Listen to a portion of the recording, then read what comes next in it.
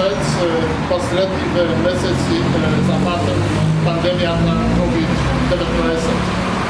Taja neja zaobiekali moja ta zemlja, Polska, kako i Severna Makedonija. Bo Severna Makedonija Kumanovo beše osobno pogodena. Wo medycyńskim, no i wo ekonomski pogled. Mnogo žitelji na Kumanovo i zarubia swoje robotne miejsca i se najdoła teška životna sytuacja. Są często toku mnogo problemi. Gospodin gradonačelnik niech se obrati za pomoć na prijateljite na Severna Makedonija, wklučitelno i do nasza ta ambasada. Mnogo sum srećan što nije kako Polska, uspajemy pozytywno da odgovorime na ova baranja. Kako prijateljna vaša ta zemlja i pomognavame na Severna Makedonija i vo Vinadoto, vo rekonstrukcija ta na Skopje, po tragični od zemljetres vo 1963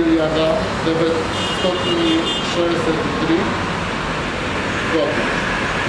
Pomagamy i сега, например, преку Европска унија, koja neodamna odlučila i dodeli na Severna Makedonija vonredni sredstva vo visina od 160 milijoni evra. Danas naša ta ambasada dodaje vo gradu Kumanovo financijski sredstva za nabavka na 600 paketi hrana i sredstva za higijenu. Nameneti za najranjivite semestre.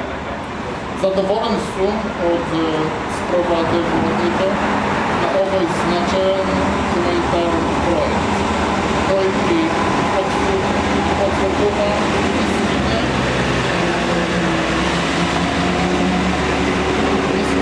i zapewne odnosi między Polska i Severna Makedonija, nie samo na polityczną, i na węgluczoweczko i gospodine gradonačelnik i posakuvam vam i na site žitelji na Kumanovo se najdobro efikaska borba so pandemijata i što poskoro nadbivanje na ekonomijske i socijalne posljedice koji i predifikacije.